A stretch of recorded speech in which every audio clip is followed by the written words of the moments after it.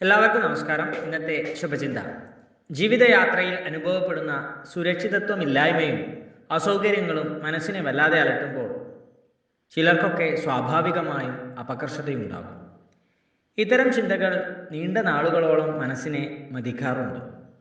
ഇത്തരം ഘട്ടങ്ങളിൽ കാടുകയറാത്ത ചിന്തയും അച്ചടക്കപൂർണമായ മനസ്സും കൊണ്ട് മാത്രമേ മനസ്സിനെ ശാന്തമാക്കാൻ സാധിക്കുകയുള്ളൂ. ശുഭകരമായ ചിന്തകൾ കടത്തിവിട്ട് മനസ്സിനെ ശക്തി സ്രോതസ്സാക്കി മാറ്റാൻ ഇങ്ങനെയുള്ള സന്ദർഭങ്ങളിൽ ശ്രമിക്കേണ്ടതുണ്ട്.